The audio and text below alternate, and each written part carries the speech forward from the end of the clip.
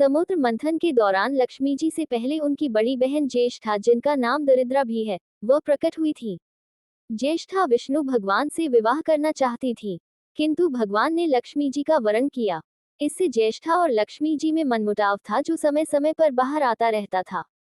तय हुआ कि दोनों बहनों में कौन श्रेष्ठ है, इसका फैसला करने के लिए दोनों अपने अपने प्रभाव का प्रदर्शन करेगी। दोनों बहनों ने अपने प्रभाव का जोर आजमाने के लिए मंदिर के एक पुजारी हरिनाथ को चुना, जो बड़ा विष्णु भक्त था। दूसरे दिन दोनों वेश बदलकर विष्णु मंदिर पहुंची। मंदिर के द्वार पर बैठ गईं।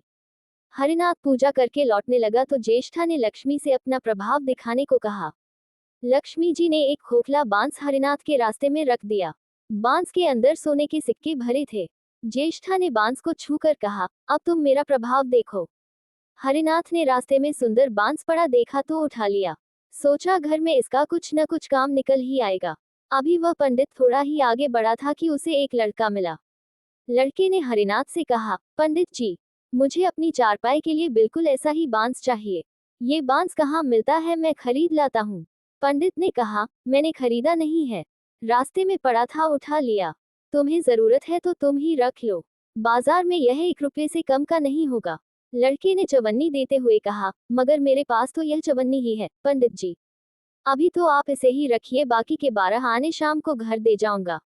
पंडित जी खुश थे कि उन्होंने सड़क पर पड़े बांस से रुपया कमा लिया। चवन्नी पूजा की डोलची में रखी और घर की ओर चला। मंदिर के पास खड़ी दोनों देवियां सारी लीला देख रही थीं।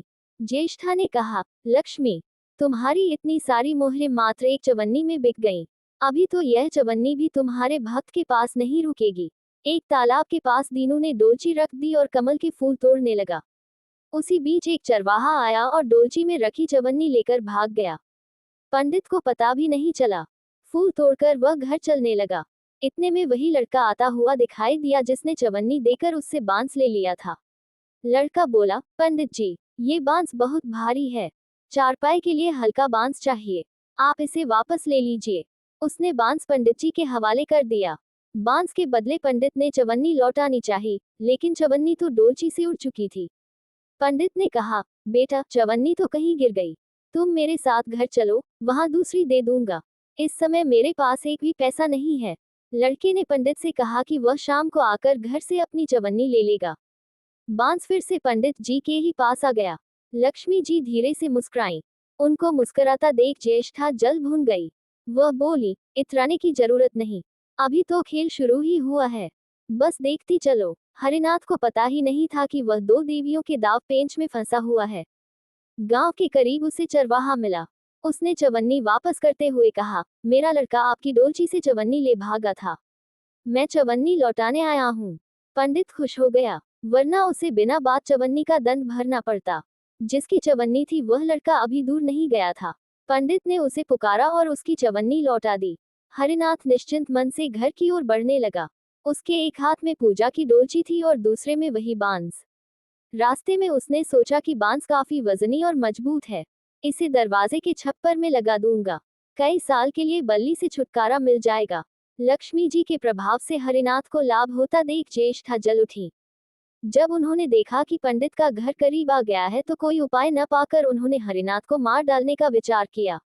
ज्येष्ठा गुस्से में तमतमाती हुई बोली, लक्ष्मी, धन घटाओ संपत्ति तो मैं छीन ही लेती हूँ, अब इस भक्त के प्राण भी ले लूंगी। ज्येष्ठा ने सांप का रूप धरा और हरिनाथ पर झपटी। हरिनाथ सांप देखकर भागने लगा।